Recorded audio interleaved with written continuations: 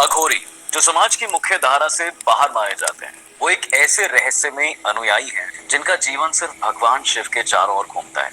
इनका इतिहास जितना पुराना उतना रहस्यमय भी है। इनके जीवन का केंद्र शमशान घाट है, क्योंकि यही वो स्थान है जहां वो आत्मा की मुक्ति की साधना करते हैं। क्या आपने कभी सोचा है कि क्यों अघोरी नरमुंड धारण करते हैं? क्यों उनकी पूजा दूसरे साधु संतों से बिल्कुल अलग होती है? क्यों इनका स्वभाव कठोर बताया जाता है? तो आज इस वीडियो में हम अघोरियों के जीवन के कई रहस्यों से पर्दा उठाएंगे और जानेंगे कि आखिर कौन होते हैं ये अघोरी।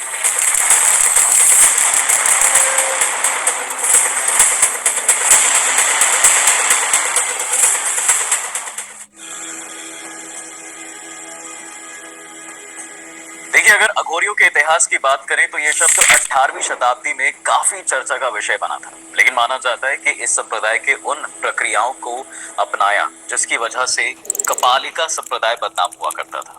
बदनाम इसलिए क्योंकि कपालिका संप्रदाय में इतनी खोपड़ी से जुड़ी कई परंपराओं के साथ साथ इंसानों की बलि देने की भी प्रथा थी। लेकिन अब ये संप्रदाय अस्तित्व में नहीं है और साथ ही ये भी देखने को मिलता है कि हिंदू समाज में मौजूद ज्यादातर पंथ और संप्रदाय तय नियमों के हिसाब से ही चलते हैं। लेकिन अघोरियों के साथ ऐसा कुछ नहीं है। इन संप्रदाय से जुड़े साधु अपने घर वालों से हर तरह का नाता रिश्ता सब तोड़ लेते हैं और बाहर वालों पर तो बिल्कुल भी भरोसा नहीं करते। अघोरी इस धरती की हर चीज को महादेव और देवी काली का ही अंश मानते हैं। यही वजह है कि अघोरी के जीवन का सबसे बड़ा उद्देश्य महादेव और मां काली को खुश करके उनसे शक्ति ग्रहण कर अपनी साधना को सिद्ध करना होता है। अघोरी देवी काली के 3 रूपों यानी कि भैरवी, बगलामुखी और धूमावती की पूजा करते हैं। वहीं ये महादेव की पूजा भैरव, महाकाल और वीरभद्र के रूप में करते हैं।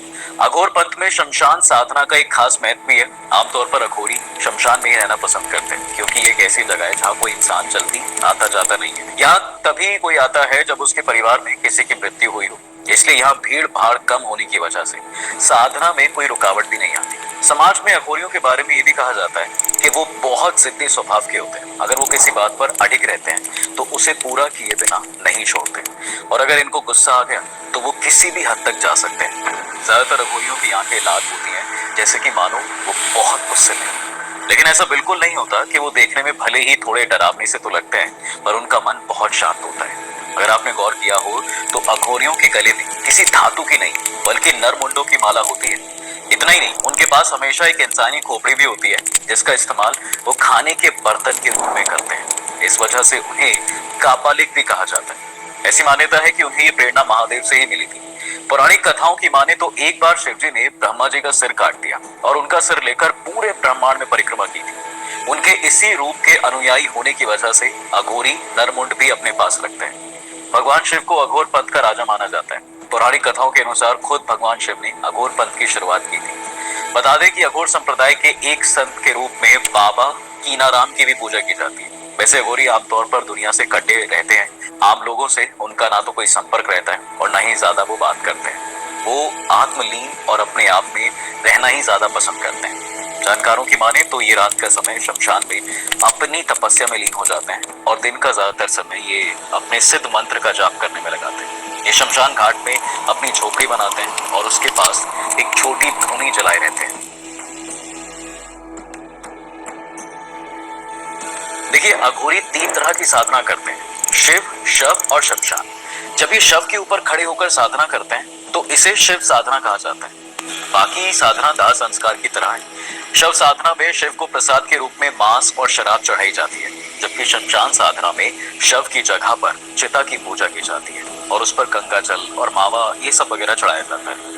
वहीं बहुत से इंटरव्यूज और डॉक्यूमेंट्रीज में अघोरियों ने यह खुद स्वीकार किया है कि वो मानव के कच्चे मांस का सेवन करते हैं। यह ज्यादातर समय अपना शमशान में ही बिताते हैं और वहां आधे जले शवों को भोजन के रूप में ग्रहण करते हैं। इतना ही नहीं, ये शरीर के तरल पदार्थों का भी इस्तेमाल करते हैं और ऐसा इसलिए है क्योंकि उनका मानना है कि ऐसा करने से उनकी तंत्र साधना करने की शक्ति और मजबूत होती है। अब दूसरी तरफ जो चीजें आम जनता को घृणित लगती है, अघोरियों के लिए ये उनकी साधना का एक हिस्सा है। अघोरी गाय का मांस छोड़कर सभी चीजें खाते हैं। मान्यता है कि अघोरी साधु अपनी साधना के साथ साथ शवों से नजदीकियां भी बना लेते हैं। इस बात को खुद अघोरी भी मानते हैं। ऐसा करने के पीछे उनका तर्क ये होता है कि शिव और शक्ति की पूजा का ये एक अच्छा तरीका है बुरे से बुरे समय में भी भगवान की भक्ति का यही सबसे आसान तरीका है। उनका मानना होता है कि अगर मृत शरीर के साथ ऐसा कुछ करते समय पे भी मन भगवान की भक्ति में लगा रहता है तो साधना का इससे बढ़कर स्तर कुछ नहीं हो सकता। कहते हैं बाकी साधुओं की तरह अघोरी ब्रह्मचार्य का पालन नहीं करते। ये मृत शरीर पर भस्म पर लिपटे मंत्रों और ढोल के बीच नजदीकियां बनाते हैं और इस क्रिया को भी अपनी साधना का ही हिस्सा मानते हैं। खासकर उस समय जब स्त्री का मासिक धर्म चल रहा हो तब कहा जाता है कि ऐसा करने से अघोरियों की शक्ति में बढ़ोतरी होती है। वैसे आपको बता दूं कि अघोरी कुत्तों से बहुत प्रेम करते हैं। वैसे तो ये गाय बकरी या इंसान से दूरी रखना ही ज्यादा पसंद करते हैं, लेकिन कुत्तों से इन्हें इतना लगाव होता है कि ये अपने साथ और अपने आसपास एक कुत्ता रखना बहुत ज्यादा पसंद करते हैं।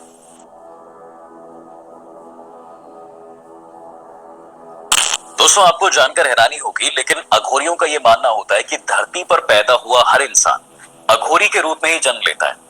जिस तरह एक छोटा बच्चा अपनी गंदगी और सफाई में कोई फर्क नहीं समझ पाता, ठीक उसी तरह अघोरी भी हर गंदगी और अच्छाई को एक ही नजर से देखते हैं। उनके मन में किसी के लिए कोई भेदभाव या ऊंच नीच की भावना नहीं होती। वो संसार के सभी प्राणियों को एक ही दृष्टि से देखते हैं। लेकिन बात जब भूत पिशाच की आती है तो ये उनसे बचने के लिए खास तरह के मंत्रों का इस्तेमाल करते हैं ताकि शमशान में रहते हुए भी ये भूत पिशाच से बच सके। और ये सब कुछ ये अपनी कठिन साधना की मदद से ही कर पाते हैं। साधना के पहले अघोरी अगरबत्ती और धूप जलाकर दीपदान करते हैं। फिर एक खास मंत्र को जपते हुए वो चिता के और अपने चारों ओर लकीर खींच देते हैं। उसके बाद तूते बजाना शुरू करते हैं और फिर साधना शुरू हो जाती है। ऐसा करके वो बाकी प्रेत पिशाचों को, चिता की आत्मा और खुद को अपनी साधना में पे खंडालने से रोक पाते हैं। अच्छा, आमतौर पर लोग मंदिर जाकर पूजा करते हैं, वहीं बैठकर वो भगवान की पूजा अर्चना करते हैं। भारतीय धर्म में आराधना और पूजा पाठ के लिए मंदिर को ही तय देव स्थान माना गया है, राइट। ये बहुत ही पवित्र मानी जाती है जगह। यहाँ किसी भी तरह की ऐसी गतिविधि नहीं की जाती जिससे किसी की भावना को ठेस पहुंचे। मांस, मदिरा और इससे जुड़ी हुई किसी भी तरह की वस्तु को अशुभ माना जाता है। यही वजह है कि इन सभी को मंदिर परिसर से दूर रखा जाता है। लेकिन अघोरी एक ऐसा संप्रदाय है जो इन्हीं वस्तुओं से अपनी साधना को पूरा करते हैं।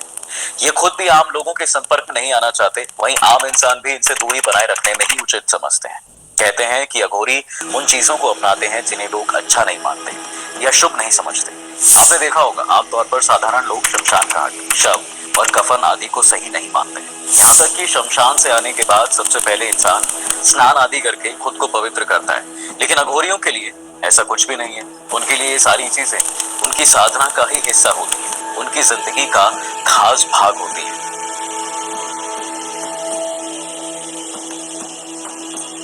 दोस्तों वैसे तो किसी भी इंसान का अंतिम संस्कार उसके मरने के बाद किया जाता है, लेकिन अघोरी जिंदा रहते हुए ही अपना अंतिम संस्कार कर देते हैं। बता दें कि अघोरी बनने की प्रक्रिया में सबसे पहले उन्हें अपना अंतिम संस्कार ही करना होता है। यही नहीं, वो पूरे तरीके से परिवार से दूर रहकर उनका त्याग कर देते हैं। अंतिम संस्कार की इस क्रिया के बाद ये घर वालों और बाकी दुनिया के लिए मृतक घोषित कर दिए जाते हैं। अच्छा, ये तो हुई बात उनके जीवित रहते हुए अंतिम संस्कार की प्रक्रिया की, लेकिन किसी अघोरी के वास्तव में शरीर त्यागने पर अर्थात मरने के बाद की क्रिया का क्या होता है, आइए वो भी जान लेते हैं।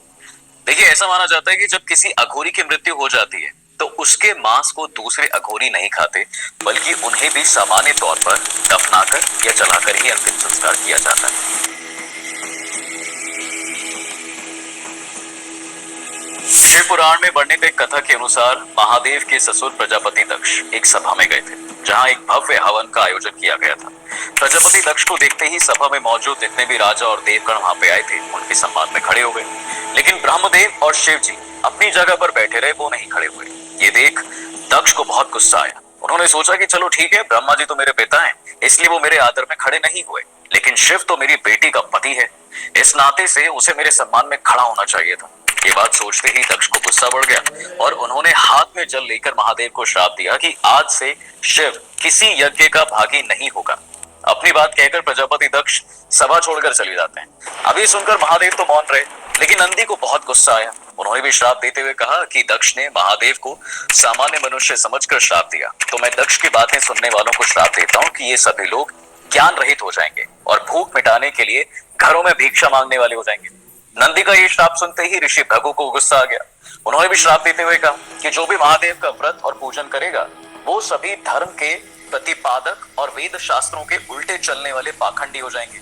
वो जटा धारण कर शरीर में भस्म लगाएंगे और ये सभी शिव भक्त मांस मदिरा का सेवन करेंगे और शमशान को अपना घर बना लेंगे।